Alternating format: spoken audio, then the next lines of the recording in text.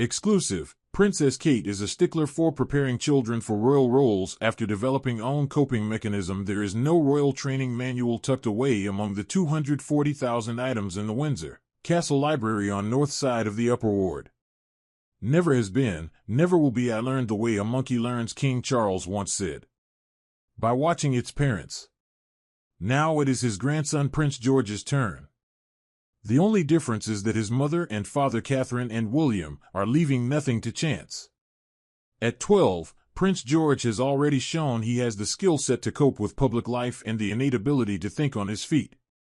At Sandringham on Christmas Day, he coped admirably when a stranger in the crowd outside the church brought up a tricky subject, Granny Diana. He smiled. He didn't flinch. Latest royal nanny's requirement with George, Charlotte, and Louis that Princess Kate insists on undertaking instead the quiet way the Princess of Wales and her children give back to the local community. Princess Kate's peaceful country home, Anmer Hall, facing big change next door. Princess Kate's common habit she's notoriously bad for doing at home. In the same walkabout, Princess Charlotte crossed independently to embrace a woman in a wheelchair. Louis, less distracted, managed half an hour of handshakes, not bad focus for a 7-year-old. Eye contact, firm handshakes, and politeness. This is no accident. Catherine, who came to public life as an adult, has been a stickler for preparing her children for public life. Preparation is a mantra she has lived by. Her parents Mike and Carol Middleton taught her that. At university her father would send her newspaper clippings he thought useful. She would devour them in the St. Sally's common room. Preparedness and politeness matter to her, something she has drummed into her own children. When adults visit their home, the children often greet them. They've learned that firm handshakes matter, so does eye contact.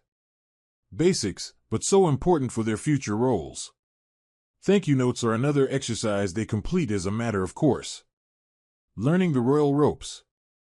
The late Queen Elizabeth was suddenly called upon to discharge duties as monarch, something she hadn't been trained in.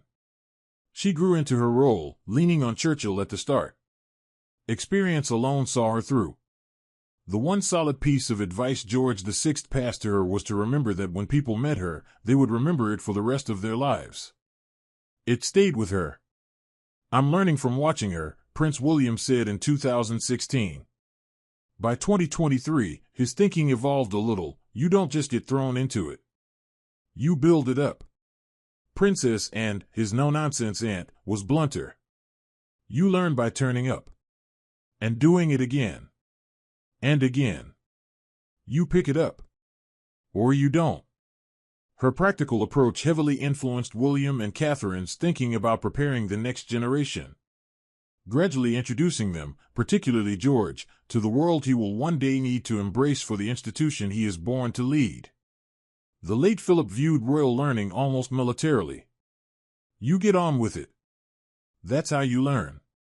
Not one for overanalysis.